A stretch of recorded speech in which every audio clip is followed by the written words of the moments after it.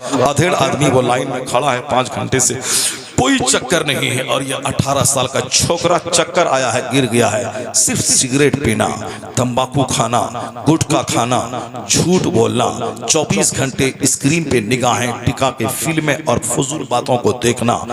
Mobile आग से charge होता है और आग को कंट्रोल में रखोगे तो घर में खाना बनेगा, और आग अगर गालिब आ गई तो पूरा घर जलकर राख हो जाएगा। इसलिए मोबाइल को कंट्रोल में रख। अगर मोबाइल गालिब आ गया तो तेरी सोच, तेरी समझ, तेरा जिस्म, तेरा दिमाग सब जलकर राख हो जाएगा। तेरे बच्चे, तेरी नस्ल, तेरी औलाद, तेरा घर सब जल जाएगा। इसी तरह जल रहा है जिस तरह आए दिन अखबारात में खबरें मिल रही हैं। मुसलमान की खूबसूरत बेटी बरेली इलाके में गैर मुस्लिम के साथ शादी कर ली। मुसलमान की बेटी आजमगढ़ में एक गैर मुस्लिम के साथ शादी कर ली। एक मौलवी मौलाना, बरेलवी मौलाना की बीवी 2 दिन पहले वो गैर मुस्लिम के साथ भाग के शादी कर ली। जाहिर सी बात है, जब घर में ईमान नहीं रहेगा, इस्लाम नहीं रहेगा, तो यही होगा जिसका तमाशा सारा हिंदुस्तान देखा। जब आप दूसरों, हम पर्दा फर्ज है, देवर से पर्दा फर्ज है, चचेरे भाई से पर्दा फर्ज है, अपने भांजे से पर्दा फर्ज है। क्यों? भांजे से निकाह हो सकता है। अगर मामू मर गया, ममानी से निकाह भांजे का हो सकता है। जिससे निकाह हो सकता है उससे पर्दा फर्ज है। अगर चचा मर गया तो चची से भतीजे का निकाह हो सकता है। जिससे निकाह हो सकता है, अपने जवान भतीजे से भी पर्दा फर्ज है। जिसने भी अपने जवान भतीजे के साथ अपनी बीवी को, नहीं वो तो बेटा है, वो तो बेटा है, भेजा, कुछ दिनों के बाद पता चला कि चचा अपनी जगह है, भतीजे के साथ दिल बहला रही है उनकी बीवी भतीजे के साथ। और एक भतीजे ने अपने चचा को गोली मार दी कुछ दिन पहले, जब वो चचा ने सख्ती की कि नहीं, तुमको ऐसे इनके साथ नहीं जाना है, उन्होंने गोली मार दिया अपने चचा को। अब तुमको छोड़ देंगे, तुम चचा मेरे बाप का भाई हो तो क्या, भागो, इसको मैं नहीं छोड़ूंगा। ये हिंदू दोस्त गैर मुस्लिम दोस्त के साथ एग्जाम दिलाने के लिए भेज रहा है बड़े मौलाना साहब।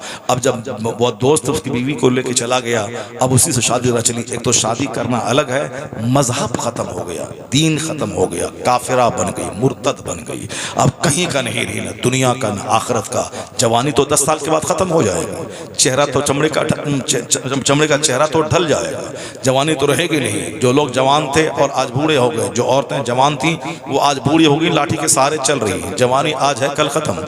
मगर मरने के बाद जहां जाना है वहां का एक दिन 50,000 साल के बराबर होगा। असल रुसवाई वहां की, असल बेइज्जती वहां की।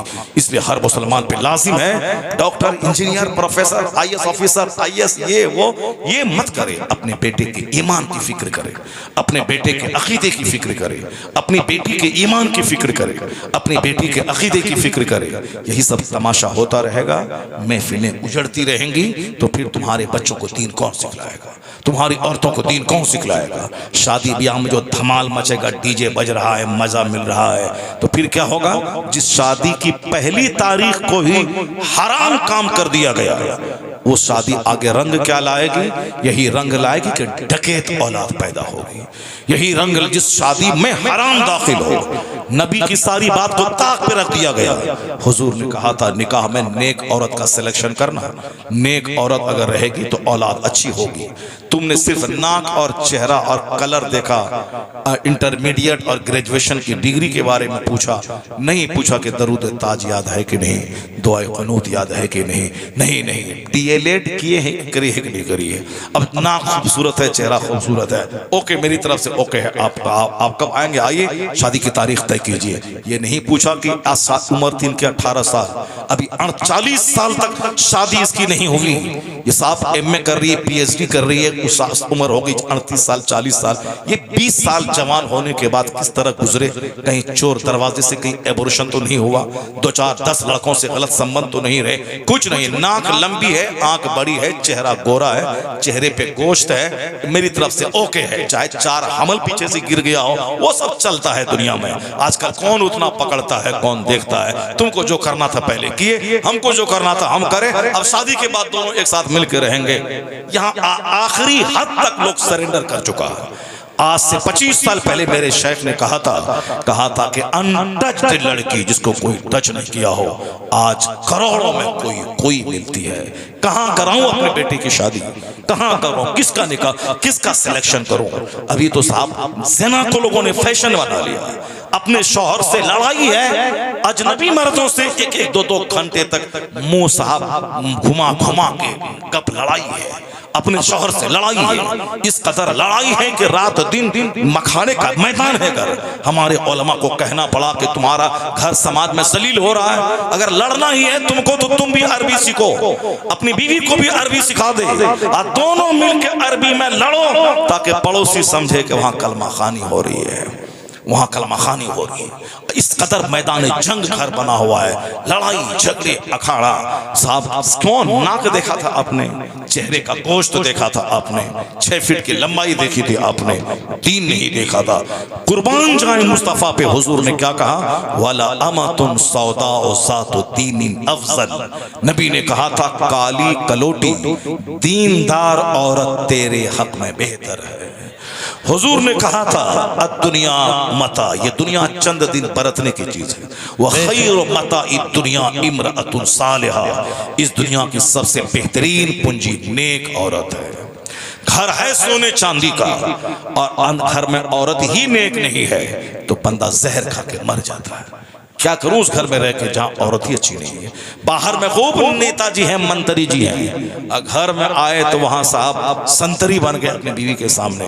अब वो घर छोड़ के भागना चाहता है। औरत अगर अच्छी है तो बाहर हजार गम रहे, घर आने के बाद सुकून मिल जाता है। जब लोगों ने पहले खूबसूरती को देखा, लेकिन जब बाद में घर उजड़ने लगा तो अब कहते हैं नहीं, नेक औरत दुनिया की सबसे बेहतरीन पूंजी है। लोगों ने तबाही का तमाशा देखने के बाद उसी प्लेटफॉर्म पे पहुंचे जो प्लेटफॉर्म मुस्तफा ने अता फरमाया है कि खैर मताई दुनिया इमरातुन सालिहा, दुनिया की सबसे बेहतरीन पूंजी नेक औरत है। पहले तो मनमानी, पहले तो शरारत, पहले तो घमंड और गुरूर, मौलाना मौलवी मदरसा मस्जिद पीर फकीर हटा, पैसा कमाओ, पैसा बोलता है, पैसा बोलता है, पैसा बोलता है। पहले तो पैसा बोलता है, पैसा, फैक्ट्री, मकान, अरबों की दुकान। ये मौलाना मौलवी को कुछ नहीं मिलता है तो बोलता है सुन्नत पे अमल कीजिए, इस पे चलिए। कौन चलता है उस पर, कौन अमल करता है, कौन अमल करता है। और बाद में जब फटती है और बाद में जब ज़कात बंटने लगती है, जब तबाही का तमाशा देखता है, तब बोलता है बात वही सच्ची है जो मुस्तफा ने कही है। तबाही का तमाशा देखने के बाद उसी प्लेटफॉर्म पे बंदा आता है जो प्लेटफॉर्म मुस्तफा ने अता फरमाया है। और आज जब बच्चे हाथ से बिगड़ने लगे, इंजीनियर डॉक्टर बनने के बाद माँ बाप के नाफरमान पैदा होने लगे, माँ बाप कहते हजरत पैसा, तावीज़ दी, तावीज़ दीजिए, तावीज़ दीजिए, तावीज़ दीजिए। तो तावीज़ से थोड़ी कुछ होने वाला, मैं वही बात तो रिपीट कर रहा हूँ। तावीज़ नहीं होता है, बल्कि नेचुरल सिस्टम से काम करना पड़ता है। जैसी ज़मीन वैसी फसल, जैसा दरख्त वैसा फल। माँ ज़मीन है, ज़मीन। माँ के पेट में बच्चा 9 महीना रहता है, बाप के पेट में नहीं रहता। बाप बीज डाला, 9 महीने तक बच्चा माँ के शिकम में रहता है। माँ का दूध बच्चा नहीं पीता, बच्चा बाप का दूध नहीं पीता है, बच्चा माँ का दूध पीता है। 2 साल तक माँ के सीने से चिपक के बच्चा रहता है। इसलिए बच्चों में ज्यादा कैरेक्टर माँ का मुंतकिल होता है। बच्चा माँ से ज्यादा अटैच रहता है। माँ 3 मुश्किलात से ज्यादा गुजरती है, एक दूध पिलाना, एक तकलीफ से जन्म देना और 9 महीना पेट में रखना। इसीलिए हुजूर से जब पूछा गया मन अहक्कु बिहुस्न सहाबती, मेरे हुस्न सुलूक का सबसे बेहतर मुस्तहक़दार कौन है, हुजूर ने कहा था माँ। फिर कहा गया तो कहा माँ, फिर कहा गया तो माँ, फिर चौथी बार कहा तो कहा अब बाप। 3 बार माँ खिदमत के ज्यादा मुस्तहिक है, 3 गुना ज्यादा। चौथी दफा बाप का नाम लिया, क्यों? माँ ने 3 खतरनाक पीरियड से माँ गुजरी है जिससे बाप नहीं गुजरा है। माँ पेट में 9 महीने रखी है, बाप नहीं रखा है। तकलीफ दे पीरियड है, तकलीफ से जनी है। 1000 तलवार के मारने के बराबर तकलीफ होती है जब बच्चा पैदा होता है। उस पीरियड से माँ गुजरी है और फिर 2 साल तक सूख के कांटा बनकर छाती का दूध माँ पिलाती है, बाप नहीं पिलाता है। इसीलिए बाप से 3 गुना ज्यादा माँ खिदमत का मुस्तहिक है। एहतराम बाप का ज्यादा है, खिदमत माँ का ज्यादा। क्योंकि बाप तो माँ का भी राजा बादशाह है, इसलिए बाप का एहतराम ज्यादा है, मगर खिदमत माँ की ज्यादा है। माँ बोले पानी लाओ, बाप बोले पानी लाओ, पहले माँ को पानी दिया जाएगा, क्योंकि उनके एहसानात बाप के मुकाबले में 3 गुना ज्यादा है, इसलिए उसका हक 3 गुना ज्यादा है। माँ जमीन माँ है, 9 महीने बच्चा वहां रहता है, 2 साल बच्चा उनके सीने से चिपक के दूध पीता है, इसलिए अगर वो जमीन अगर बंजर मिल गई तो फसल जलकर राख हो जाएगी। आप तो नाक और चेहरा देख के एंजॉय कर लेंगे, मगर जो बच्चा उसके शिकम में पैदा हो परवरिश पाएगा, वो बच्चा माँ का कैरेक्टर लेके आता है।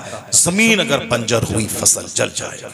इसीलिए औरत चाहे हमारी एंजॉय के काबिल ज्यादा हो ना हो, नाक थोड़ी सी टेढ़ी हो चलेगा, रंग काला हो चलेगा, लेकिन कैरेक्टर अगर उम्दा हो तो फिर वो इतना ज्यादा चलेगा कि मैं मर भी जाऊंगा, मेरी नस्लें महकती रहेंगी। और अगर नाक लंबी रही, आंख बड़ी रही, चेहरा गोरा रहा तो ठीक है, 2 साल तक एंजॉय करते रहे, तीसरे साल अगर बच्चा नहीं हुआ तो अजमेर में चिल्ला करने के लिए पहुंच गए, बाबा 2 साल हो गए बच्चा नहीं हो रहा है। औरत कहती है तलाक दिलवा देंगे इस बहू को, बेटे से 2 साल हो गए बच्चा नहीं हुआ है, तो फिर क्या हुआ? अब तो बच्चा के लिए शादी हुई है, पहले तो नाक और नक्शा और चेहरा देखा, एंजॉय करेंगे तो अब एंजॉय करो, अभी तो नाक नक्शा आएगी, फिर बच्चा नहीं हुआ तो फिर क्यों अजमेर बरेली और बगदाद दौड़ रहा है? इसका मतलब यह निकला कि सिर्फ नाक और मुंह नहीं, बच्चा चाहिए, ताकि बच्चा मेरी दौलत की निशानी, मेरे खानदान की निशानी, मैं मर भी जाऊं तो मेरी यादगार। एक पहले तो 10 साल के बाद बच्चा पैदा होता था, और आज तो 1 साल के बाद बच्चा पैदा ना हो तो घर में हंगामा बापा है, सारे लोग एक दूसरे से कानाफूसी करना शुरू कर दे। इसका मतलब है कि बच्चा चाहिए, तो बच्चा चाहिए तो जमीन चली हुई तुमने अगर चुन लिया, जो यूज्ड हो बदन, यूज्ड हो हाथ, यूज्ड हो चेहरा, उस यूज्ड बदन में से जो बच्चा परवरिश पाएगा कैसा होगा समझ सकते हो। इसलिए अनटच्ड, अछूत 50 करोड़ रुपए का गोल्ड औरतों को हसीन नहीं बना पाता है जितना उसका अनटच्ड बदन उसको हसीन बनाता है। न आंख बहकी हो, न जबान बहकी हो, न हाथ को गैर मर्द ने टच किया हो। एंजॉय करो और अपनी आने वाली नस्लों को तबाह करके चली जाओ। एंजॉय करो, अपने बाल बच्चों को नकारा और महापापी छोड़ के दुनिया से चली जाओ। ऐसा थोड़ी होता है कि हम कुछ भी करें, कुदरत के सिस्टम के खिलाफ काम करें और रिजल्ट ऐसा बरामद हो जाए, ऐसा नहीं होता है। हम खाएं सोएं और डीएम बन जाएं, नहीं होता है। डीएम बनने के लिए 18 घंटे डेली पढ़ना पड़ता है। डीएम बनने के लिए आदमी किताब का कीड़ा बनना पड़ता है, स्टडी करनी पड़ती है, हाई क्लास कोचिंग सेंटर लेना पड़ता है और फिर मेहनत करनी पड़ती है, तब बंदा बनता है। ऐसा नहीं कि घर में रहे, अजमेर चले जाएं, बाबा डीएम बना दीजिए हमको, बाबा 2-4 तमाचा मार के अजमेर से भगा देंगे।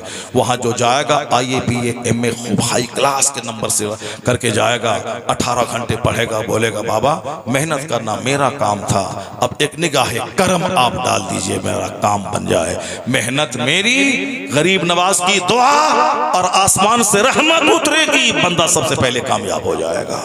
रहमत और मेहनत तकदीर, माँ जैसी औलाद वैसी। कानून कुदरत है कि माँ हो आमिना जैसी, अब बाप हो अब्दुल्ला जैसा, बेटा होता है मोहम्मदुर रसूलुल्लाह जैसा। नाराए कुदरत का कानून है।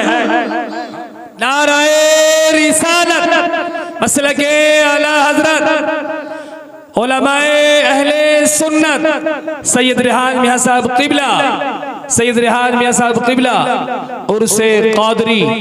नाराए तकबीर, नाराए रिसालत। ठीक है, यानी कुदरत का कानून है, इसके खिलाफ कुछ नहीं होता है।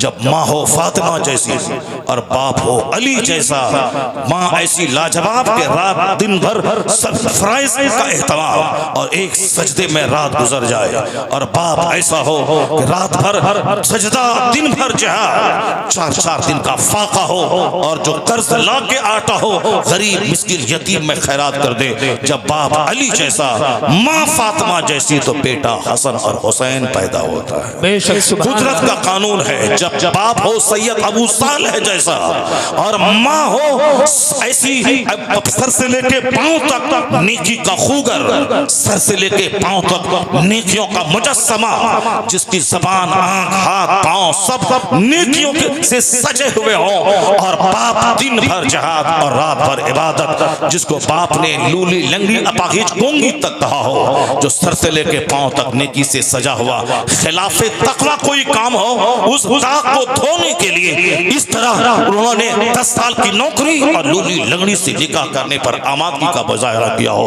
कानूनी कुदरत है, जब माँ हो ऐसी लाजवाब और बाप हो ऐसा, तो बेटा क़यामत तक के वलियों का सरदार अब्दुल कादिर जिलानी पैदा हो। जब माँ हो रात भर नमाज को पढ़ने वाली, मुसल्ला पे बैठने वाली, अब बाप हो सैयद गयासुद्दीन जैसा, उसी कोख का बच्चा 90 लाख काफिरों को मोमिन बनाने वाला मोइनुद्दीन अजमेरी पैदा होता है। जब माँ हो 17 पारी कुरान की हाफिजा और बाप हो तकवा की शाहकार, तो बेटा कुतुबुद्दीन बख्तियार काकी नाइबे गरीब नवाज पैदा होता है। कानूनी कुदरत है, जब माँ हो सैयदा सुलेखा जैसी 80 साल की उम्र में भी अजनबी मर्दों ने उसका चेहरा न देखा हो, और जिसका बाप सैयद अहमद अली बुखारी जैसा, तो उसका बेटा बादशाह से लेकर चपरासी तक तहज्जुद की नमाज पढ़वाने वाला महबूब इलाही निजामुद्दीन देहलवी पैदा होता है। कानूनी कुदरत है, जब बाप हो मुफ्ती नकी अली खां जैसा और माँ हो तहज्जुद गुजार, तो बेटा अहमद रजा पैदा होता है। और जब बाप हो अहमद रजा खां और माँ हो तहज्जुद गुजार, तो बेटा मुफ्ती आजम हिंद जन्म लेता है। कानूनी कुदरत है, जब दादा हो हुज्जतुल इस्लाम, काफिर देखे तो कलमा पढ़े, और नाना हो मुफ्ती आजम हिंद, नाना हो मुफ्ती आजम हिंद, जो काफिर डकैत देखे तो मुत्तकी बन जाए। और बाप हो इब्राहिम रजा खां मुफस्सिर आजम हिंद, 1 लाख मुरीदों का मुर्शिद, मगर मुरीदों के सामने हाथ नहीं फैलाने वाला। और माँ हो ऐसा सर से लेके पांव तक तकवा से सजी हुई, अगर मंजर इस्लाम में कभी कहत आ जाए, तनख्वाह देने के लिए पैसे न रहे, तो अपने जेवरात को गिरवी रखकर मंजर इस्लाम को मदरसे की तनख्वाह दिलाने वाली। जब माँ इसी लाजवाब हो और बाप मुफस्सिर आज़म हिंद हो, नाना मुफ्ती आज़म हिंद और दादा हुज्जतुल इस्लाम, तो उसी कोख का बच्चा अख्तर रजा खां अज़हरी ताजुल शरीया पैदा। नाराए तकबीर, नाराए रिसालत, फैज़ाने आला हज़रत, नाराए तकबीर, नाराए रिसालत। हमेशा दिमाग में इस बात को आप रखें, शादी एंजॉय के लिए नहीं होती है, शादी होती है औलाद के लिए। आने वाले वक्त में एक निशानी मेरी बाकी रहे तो ज़मीन का सिलेक्शन वो करें जो हुजूर ने बताया है। और शादी ब्याह में डीजे काफिरों का तरीका है, ये साहब ये बिंजू काफिरों का तरीका है, सर से लेके पांव तक काफिरों के तरीके में डूबे हो, और हकीकत कड़वी लगती है तुमको, ये तो गनीमत शुमार करके तुझे हक बताने वाला कोई मौजूद है, तुम्हारे सीने में से घमंड निकालने वाला मौजूद है, वरना तेरी हाँ में हाँ मिला के तुझको जहन्नम पहुंचाने वाला तो हर कदम कदम पे मौजूद है। शादी में हराम शामिल हो तो उसके से जो बच्चे पैदा होंगे उसका क्या हाल होगा। इसलिए शादी में फजूल खर्ची बंद कर दे। मुस्तफ़ा से बड़ा कोई नहीं, मुस्तफ़ा की बेटी से बड़ी कोई नहीं।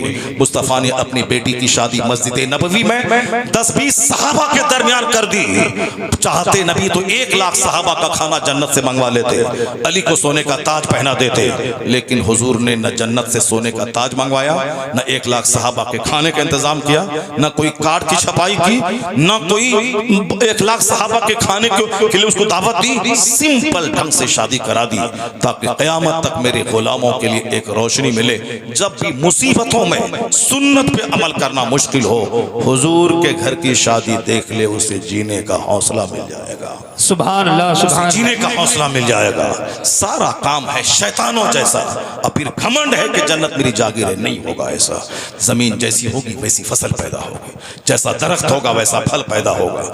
इसलिए आपके आलिम आपके दुश्मन नहीं है जो जुमा के दिन आपको हराम व हलाल की बातें बताकर वो आप पर बोझ डालते हैं। नहीं, एहसान है खुतबे जुमा का कि हर जुमा के दिन खुतबा कंपलसरी है।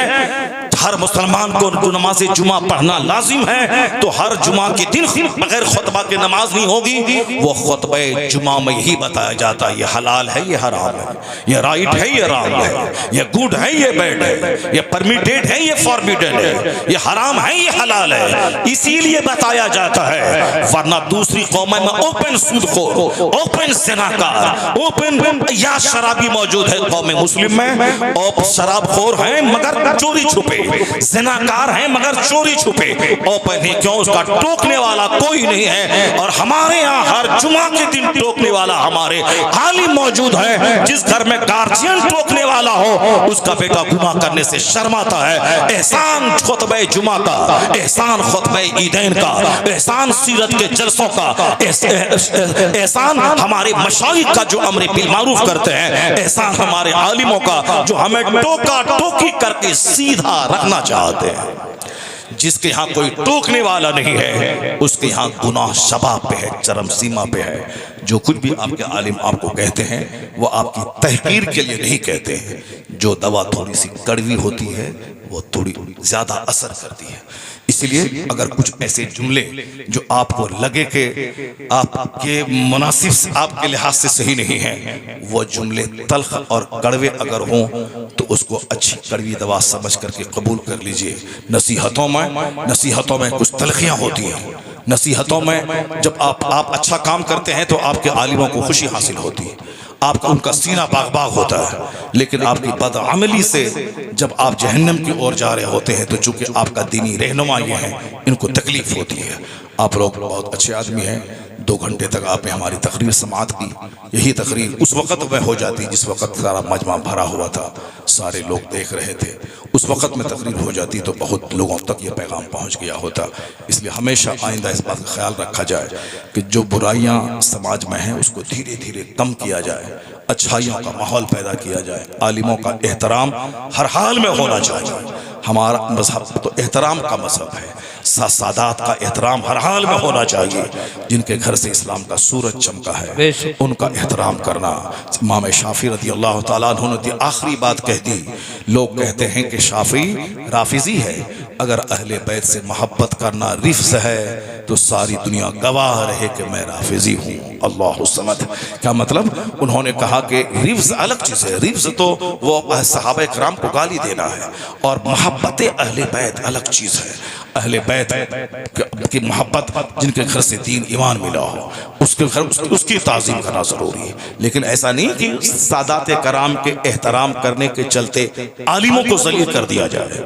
हुजूर ने कहा है इन्नल उलमा वरसतुल अंबिया, आलिम अंबिया के नाइब होते हैं। नाइब होते हैं। नाइब का मतलब उप, जैसे प्रेसिडेंट है, vice president, deputy prime minister, उसी तरह नाइब होते हैं जो उनका उप कहलाता है। हुजूर हमारे रहनुमा, कायद, पेशवा, रसूल आज़म, और उलमा उनके नाइब होते हैं। इसलिए तो मैं कहता हूँ 50 खरब की फैक्ट्री आपके पास है, बिजनेसमैन, 100 एकड़ जमीन है, लैंडलॉर्ड जमींदार, आपके डीएम हैं, नौकरी पेशा आप हैं, 5 लाख महीना कमाते हैं। लेकिन कोई गरीब का बच्चा अगर आलिम बाअमल है वो नाइब पैगंबर है, और नाइब पैगंबर का मनसब सबसे बड़ा होता है।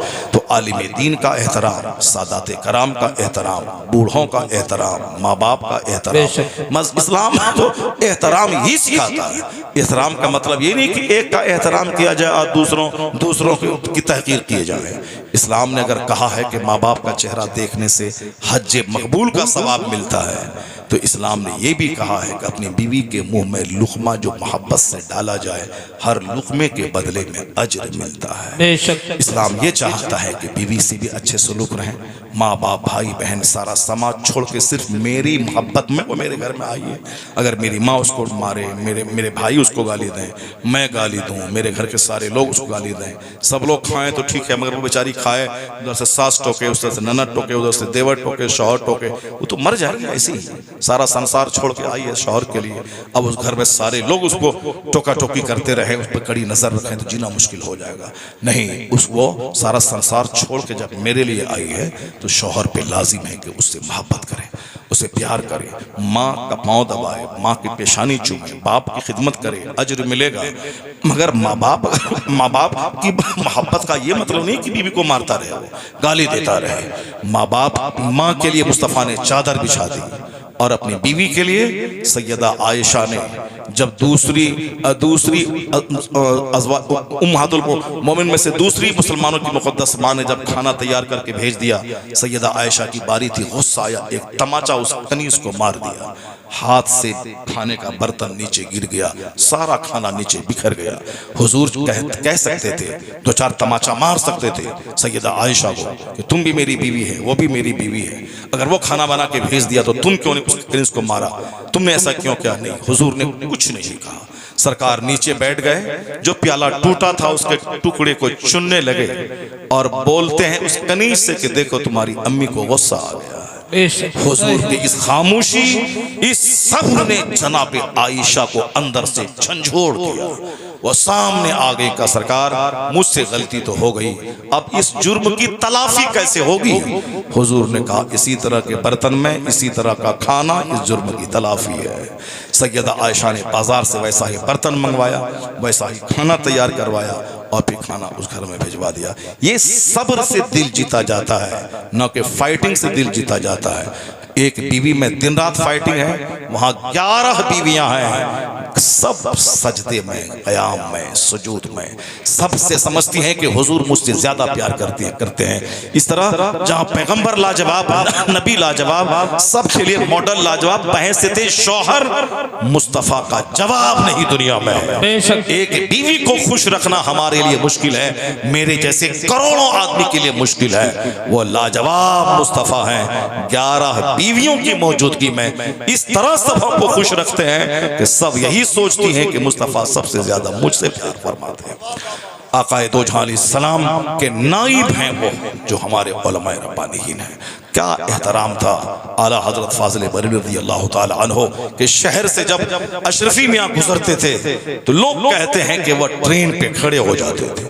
लोग पूछते थे हुजूर जब आपसे मुलाकात होती आला हजरत की, वो तो आपका पांव चूमते हैं। मुजद्दिद आज़म, 1000 से ज्यादा किताबें लिखने वाला, हिंदुस्तान का चौंका देने वाला अजीबुशान राइटर, वो तो आपका पांव चूमते हैं और आप उनके शहर से गुजरते हुए ट्रेन पर खड़े हो जाते हैं। कहा हाँ, वो मेरा पांव चूमते हैं, वह मुझे आले रसूल समझ के चूमते हैं और मैं ट्रेन पे खड़ा हो जाता हूं, मैं नाइबे रसूल समझ के उनका एहतराम। सुभान अल्लाह। नारे तकबीर, नारे रिसालत, नारे हैदरी, हज़मत अहले बैत, हज़मत अहले बैत, फैज़ाने आला हजरत अल्लामा डॉक्टर शहरयार खान साहिब किबला। सुभान अल्लाह। खानकाहों में नफ्स को मारा जाता है, खानकाहों में नफ्स को कुचला जाता है, खानकाहों में जौ की रोटी खिला करके सारा घमंड, मैं और अना सबको मिटाया जाता है। चूंकि आजकल खानकाही निजाम ही चरमरा गया है, इसलिए पीरी मुरीदी के भेष में अनानियत, घमंड और गुरूर ने समाज को तबाह करके रखा है। पहले लोग 25 साल पढ़ते थे, फिर 10 साल बुजुर्गों की सोहबत में रह के गढ़ते थे, प्रैक्टिकल में इस्लाम सीखते थे, तब किसी मस्जिद में और मदरसे की मसनद पर बैठते थे, फितनो फसाद दफा होता था। और आज वो सिस्टम ही खत्म हो गया। आज किताब पढ़ा, दस्तार मिली, कल मस्जिद में आ गए। मस्जिद में आ गए तो अब वो इल्म दीन को घमंड का जरिया बना लेते हैं। बाप मर गया, बाप की जगह पे उनका बेटा पीर साहब बन गया, न हाफिज, न कारी, न आलिम, न मुफ्ती, पीर साहब बन गए। तो बाप की गद्दी पे बैठ के 1000 मुरीद, सबसे 1 टका लेना है और कमाना है, खाना है, पीरी मुरीदी को खाने कमाने का जरिया बना देना है। ऐसा नहीं है, ऐसा नहीं है। बरेली में मैंने कहा था एक बार 15 शाबान को कि लोग आज खानकाहों में जंग चल रही, दो बेटे अपने बाप की जायदाद को समझ करके उसकी गद्दी के लिए केस लड़ रहे हैं 10 साल 20 साल तक। मैं मालिक तो मैं मालिक। दिल्ली में गवाह है, बहुत बड़ी खानका के मर गए पीर साहब, मगर जिंदगी भर केस लड़ते रहे। बहुत सारे लोग केस लड़ते हैं, क्यों? बाप की गद्दी हासिल हो जाए। मैंने कहा था कि सिर्फ एक काम अगर करें तो केस कोर्ट कचहरी को कोई नहीं जाएगा। खानका का मतलब है इबादत, खानका का मतलब है जौ की रोटी खाना, खानका का मतलब है रात रात भर 100 200 रकात नमाज नफल पढ़ना। खानका का ये मतलब होता है। खानका का मतलब है दुर्वेशी, फकीरी। वहां नफ्स ही नहीं रहेगी, ना अच्छा खाना ना अच्छा पहनना, सिर्फ दूसरों को खिलाना, दिन की खिदमत करना, खल्क़े खुदा की खिदमत करना, यही है। मखदूम अशरफ जहांगीर सिन्नानी बादशाहत को थूक दिया, बंगाल आ गए खानकाहों में, खानकाह मखदूम अलाउल पंडवी में रहने लगे। नफ्स को मारा, इल्म के नूर से सीना को रोशन किया। पूरे फैजाबाद इलाके से खैर इस्लामिक कल्चर का खात्मा करके सारे जादूगरों और पंडितों को शिकस्त देकर मजहब इस्लाम का झंडा लहराया। मुजफ्फर बल्खी बल्ख के बादशाह थे, बिहार शरीफ आ गए। हुजूर मखदूम बिहारी के बारगाह में नफ्स को ऐसा कुचला कि झाड़ू लगाना, लंगर का खाना बनाना, मेहमानों को खिलाना। बादशाह थे, आ गए यहाँ नफ्स को मिटाने के लिए झाड़ू लगाने लगे। तब मुजफ्फर बल्खी बन गए वो। खानका का मतलब ही है नफ्स मिटाना। मैंने कहा था कि खानकाह में जो पीर साहब गुजरने लगे वो वसीयत करते हैं कि मेरा गद्दी नशी वो होगा जो हर नमाज पाबंदी से बाजमात मस्जिद में पढ़ेगा, हर महीने में 10 रोजा और नफल का रखेगा, चाश्त इशराक अव्वाबीन तहज्जुद सब पढ़ेगा, और रोजाना 100 रकात नमाज नफल अलग से पढ़ेगा, हर महीने में 10 दिन रोजे रखेगा, वो हर 3 दिन में एक खत्म कुरान करेगा। मैं कहा, मैं कसम खा के कहता हूं, अगर पीर साहब ये वसीयत करके चले जाएं तो कचहरी दौड़ करके गद्दी नशीनी लेने के लिए लोग नहीं जंग करेंगे। हर भाई दूसरे के सर पे थोप के कहेगा, तुम ही गद्दी नशी बन जाओ, तुम ही गद्दी नशी बन जाओ, तुम ही गद्दी नशी बन जाओ। कौन? 5 नमाज के अलावा तहज्जुद, इशराक, चाश्त, अव्वाबीन, 100 रकात नमाज नफल, महीने में 10 दिन रोजा, 3 दिन में खत्म कुरान कौन करेगा? ये है खानका का मतलब। अब वो मतलब ही खत्म हो गया। अब लड़ाई झगड़ा इंतशार, मैं सब खत्म हो गया। मैं चाहूंगा कि सैयद रेहान मियां वो उसी खानकाही निज़ाम को दोबारा जिंदा करें और साहब आलिमों का एहतराम करते हुए खुद आलिम बने, और फिर खानकाही निज़ाम के लिए आज दुनिया तरस गई है। ऐसा निज़ाम आप करें कि जो उलमा मदरसों से फारिग हो जाएं, वो उलमा आपके पास 3 महीने रहने के लिए आ जाएं। जो 80 साल के बूढ़ों में जो तक़वा और जो तवाज़ु नहीं है, वो तवाज़ु सैयद रेहान मियां में मौजूद है। लोग यहाँ तवाज़ु सीखने के लिए आए हैं, लोग यहाँ 1 महीने रह करके अपने नफ्स को मिटाने के लिए आए हैं। और आप इस कदर उस खानकाही निज़ाम को जिंदा करें जो आपके 2, 3, 4, 500 साल पहले के आबाओ अजदाद ने किया था, वो काम करें। दुनिया काम की जगह है, आराम की जगह नहीं है। 2 घंटे सो लेना ही काफ़ी है। आला हजरत सिर्फ 2 घंटा सोते थे, बाकी 22 घंटे सिर्फ दीन की खिदमत में लगाते थे। 1000 के करीब किताबें लिखी। तो आज पूरी दुनिया में जहां भी उनकी किताब हथियार का काम दे रही है, जहां मुनाजरे में हम उनकी किताब से जंग जीतते हैं, तो डंक का आला हजरत का बचता है। जिन्होंने नबी की गुस्ताखी की, वो तो जेल में जहर खाना चाहता है, मुर्तद वसीम रजवी, और वो जेल में बंद है, वो टीराजा, और वो बंदरिया जिंदा रहने के बाद ही मुर्दा है। अब जिंदगी में सुख कभी नहीं मिलेगा, चौक पे टहल नहीं सकती है, डर है कि बाहर निकले कि कोई आके गर्दन छाड़ देगा। एक डर उसको बसा है, तो मरते दम तक तस्लीमा नसरीन की तरह उसका हाल होगा। मगर जिस रजा ने 2 घंटे सोकर छोटी सी फिरनी प्याली से छोटी सी खजा खाकर सारी जिंदगी जो वक्फ किया दीन की खिदमत के लिए, मुस्तफ़ा के नामूस का तहफ़्फ़ुज़ के लिए, अल्लाह ने इनाम ये दिया कि जन्नत तो वहाँ मिलेगी। इस दुनिया में वो मकबूलियत मिली कि अमेरिका में रजा रजा, हॉलैंड में रजा रजा, ऑस्ट्रेलिया में रजा रजा। रजा अकेले थे, आज लाखों आदमी के नाम के साथ लफ्ज़ रजा जुड़ा हुआ है। एहसन रजा, मोहसिन रजा, कमर रजा, समर रजा, मदरसों का नाम, मस्जिदों का नाम, पूरी दुनिया में जो रजा शनासी का माहौल बना है, उसको देखकर कहा जा सकता है कि वादी रजा की कोहे हिमालय रजा का है, जिस समत देखिए वो इलाका रजा का। A man who dedicates his life for the sake of Allah.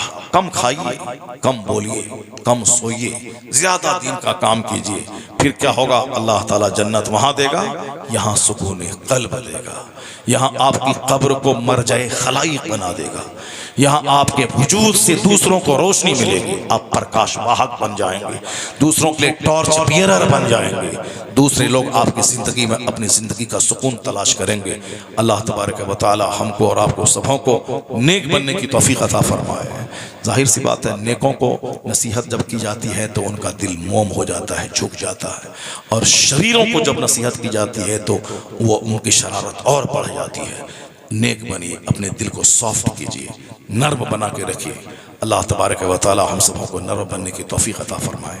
मैंने जो बातें शुरू में आपसे कही थी कि आपने संभल मुरादाबाद बदायूं इलाके की आपने बेइज्जती करवा दी, मैंने इस सिर्फ मोहब्बत में की थी।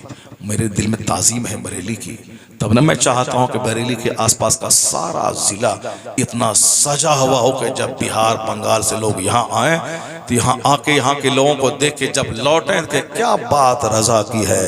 जो उनसे करीब लोग रहते हैं, जब वहाँ दीनदारी का ये आलम है तो फिर बगदाद और बरेली और मदीने की दीनदारी का आलम क्या होगा। लोग देखें, और हम अच्छा देखना चाहते हैं ताकि आपसे हमको रोशनी मिले, आपसे हमको ताकत मिले, आपसे हमको क़ुव्वत मिले, आपको देख करके मुझको नेकी करने की मोटिवेशन मिले, आप मोटिवेशन बन जाएं दूसरों के लिए, क्योंकि आप आला हज़रत के दया के करीब रहते हैं। आपने नात खाने को जो इज़्ज़त दी आपने, और आज का हम लोग देखते हैं दिन यही रात दिन भर 60 हज़ार 70 हज़ार नजराने भी देना है, उनका झोला भी ढोना है, आगे पीछे भी करना है, उनके लिए पूरा मजमा खड़ा भी हो जाना है। मौलाना कोई आया तो साहब उनको पैसे भी कम देना है, ये झोला भी नहीं उठाना है, उनको फ़ोन भी नहीं करना है। इसी से अंदाज़ा लगा लें क्या इज़्ज़त है मौलाना की। तारीख ले लिया, जिस दिन जलसा होता है कभी कभी एक बार फ़ोन नहीं करता जलसा वाला हमको, और शायर को पूछते हैं कितना फ़ोन किया, बोला 50 फ़ोन सुबह से इतना आया, दिमाग ख़राब कर दिया। असद भाई कितना फ़ोन किया, बोला हम तो फ़ोन को ऑफ कर दिया। 50 फ़ोन करता है, चूँकि उनको मालूम है कि मौलाना तो आएगा ही नहीं, आएगा तो कहाँ जाएगा, ये नहीं भी आएगा जलसा हमारा हो जाएगा, अगर वो नहीं आएगा तो फिर जलसा मेरा फलाप हो जाएगा। इससे पता चलता है कि कितनी इज्जत आपके दिल में एक नात खां की है और कितनी इज्जत आपके दिल में एक खतीब की है। वो कोई ख़ास बात नहीं है, वो कितनी इज्जत है दिल में उससे पता चलता है। हम लोग जाते हैं किसी घर में तो वो बिस्किट और भुजिया लगा दिया, और जब समधी और दामाद आते हैं तो 25 तरह की मिठाई, काजू किशमिश पिस्ता बादाम अखरोट सब रहता है। मगर अभी अल्हम्दुलिल्लाह अभी 10 दिन के अंदर में 2-4-10 ऐसी जगहों पे ठहरे जहाँ रसमलाई, काजू कतली और साहब रसभोग, इस तरह के ढेर किस्म की मिठाइयाँ, काजू किशमिश खिलाया भी। और रात जहाँ थे नागपुर से 5-6 किलोमीटर 5 घंटे दूरी पर अकोला, उन्होंने खिलाया भी खूब ज़बरदस्त। 2 दिन में 3 तकरीर करवाई, जुमा में करवाया 50 मिनट की तकरीर, और पहली रात में 2 घंटे 20 मिनट, फिर दूसरे दिन 2 घंटे 20 मिनट पूरी तकरीर करवाई, 3 तकरीर, और उसके बाद खूब ज़बरदस्त खिलाया, बहुत बिल्कुल करोड़ों के घर में ठहराया। आते वक्त पिस्ता काजू किशमिश सब बांध के दिया। मैंने कहा हाँ ये लोग हैं, ये लोग हैं आलिम इज्जत करते हैं। और वहाँ बरेली बदायूं गाया बिस्किट और भुजिया दे देते हैं, बिस्किट और भुजिया दे देते हैं। तो उससे बिस्किट और भुजिया से कुछ नहीं होने वाला, दिल में पता चलता है कि कितनी इज्जत आपके दिल में है, कितनी इज्जत आपके दिल में है, उससे पता चलता है। खाना तो डेली मिलता ही रहता है। और मौलाना लोग भी खूब वाहवाही करते हैं शायरों की, और जब दीन की बात सुनाने वाले हमारे दोस्त आ गए तो सब आ जाते हैं। वही हम कहते हैं जब तुम खुद दीन की इज्जत नहीं करेगा, दीनी गुफ्तगू की, तो तुम्हारी इज्जत कौन करेगा। जगदीशपुर में गए, वहाँ स्टेज पूरा भरा था, मौलाना से पीर से। असद इकबाल 1 घंटा नात पढ़े, सब दाद दिया, पैसे की बारिश कर दी। और जब हमारी तकरीर का ऐलान हुआ तो मौलाना सब भी भागने लगे, सब पीर भागने लगे, सब पब्लिक भागने लगी। मैंने कहा भागो तुम लोग, भागो भागो, तुम भाग रहे हो, तुमसे हम कोई हमको उतना मलाल नहीं है। मलाल मुझे इन मौलानाओं से है जो इल्म दोस्त आलिम बनने के बावजूद यह लोग भी सिर्फ असद को ही सुनने आए थे, उनको सुन के जा रहे हैं। हमें मलाल इन पीरों का है जो पीर साहब बन के वह सिर्फ इनकी नात सुनने आए थे। और कुरान हदीस की बात कौन सुनेगा जब तुम कदर नहीं करेगा। गरीब नवाज ने लिखा है मलफूजात में, आखिर ज़माने में आलिमों को लोग रस छड़ी से मार मार के उसी तरह से हकाएंगे जैसे बकरी को चरवाहा हकाता है। गरीब नवाज ने लिखा। क्यों? वही जो सेठों की तो जी भराई करेगा, उसके सामने आगे पीछे करेगा और अपने भाई आलिमों से हसद रखेगा, चिढ़ करेगा, इनकी बुराई बयान करेगा। अब वो दुनियादार शराबी बेनमाजी उनके यहाँ 2-4 घंटे बैठकर मुंह भराई करेगा। नफरत वहाँ करनी चाहिए, चापलूसी वहाँ होती है। और जहाँ इल्म दोस्त है, ऐसा नहीं कि सिर्फ अवाम पर इल्म दीन की इज्जत फर्ज है, आलिम पे पर भी इल्म दीन की इज्जत जरूरी है। अब जो हाफिज बनता है, हिफ्ज करता है, वो आपसे ज्यादा कुरान पाक की इज्जत करता है। अगरचे वो डेली 24 घंटे पढ़ता रहता है, फिर भी उम्र बढ़ती जाती है, कुरान की इज्जत बढ़ती चली जाती है। तो आलिमों को भी आलिमों की इज्जत करनी चाहिए, इल्म दोस्त बनना चाहिए, ताकि पब्लिक के दिल में इल्म की अहमियत बैठ जाए। अभी देखें हमारे मुफ्ती आजम संभल, अल्लाह 80 साल की उम्र होने वाली है, 80 ईयर्स, भी 2 घंटे से इस फकीर की गुफ्तगू सुन रहे हैं। सुभान अल्लाह, बोले सुभान अल्लाह। इनके मदरसे में 2 बार मैं 2.5 घंटे की तकरीर कर चुका हूँ। उसके बाद फिर अभी 3 मार्च को अपने मदरसे में इन्होंने दस्तारबंदी के जलसे पर मौके पर मुझको दावत दी है कि आप आओ फिर खिताब करो, जबकि 2 साल 2.5 घंटे खिताब कर चुका हूँ। इस बार फिर इन्होंने दावत दी है, इंशाअल्लाहुल करीम 3 मार्च को हाजिरी होगी। आप सब आएंगे ना वहाँ पे? हाँ आएंगे।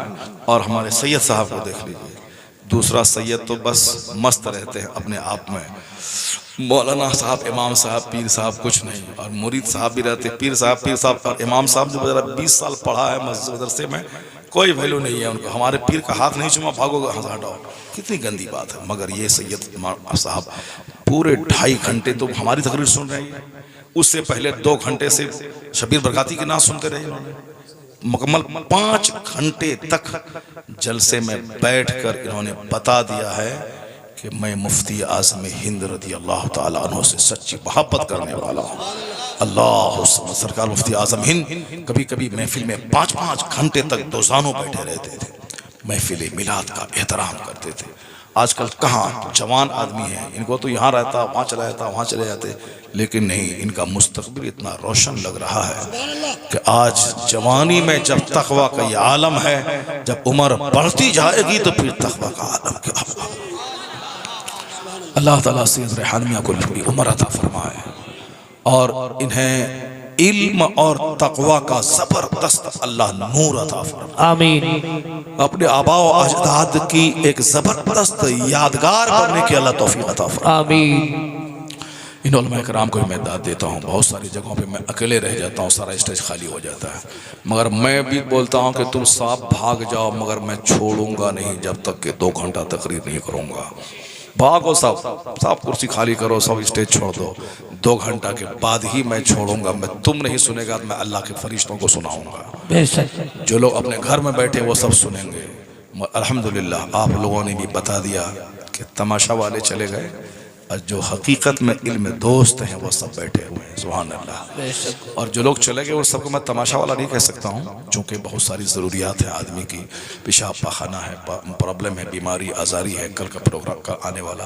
जो हमने उनकी बुराई बयान की है जो दीन सुनना नहीं चाहते हैं, तमाशा करना चाहते हैं, उनकी बुराई। और जो वो नहीं, उसमें से शामिल नहीं है, तो बस हर मुसलमान हमारे लिए काबिल एहतराम है। अल्लाह ताला सारे मुसलमानों को जन्नतुल फिरदौस में जगह अता फरमाए। आमीन। सबों सारे गुनाहों को अल्लाह ताला माफ़ फरमाए। आमीन। सबों को नेकियों की तौफीक अता फरमाए। देखिए मौलाना साहब बोले और बोलिए, बताइए कैसे होगा? 3 बज गया, 3:04 बहुत टाइम हो गया। और क्या खुश क्या टाइम है? 4 बजे, 1 घंटा बहुत टाइम। हाँ बस हो गया। तो हमारे मुफ्ती आज़म संभल अभी 3 दिन पहले मैं वहाँ था, यहाँ पर मुरादाबाद में। हम हमारे वो हाजी आरिफ साहब के यहाँ, खरबपति है वो, आप लोग जानते होंगे, वो खरबपति है, उसके वहाँ महफिल हुई थी।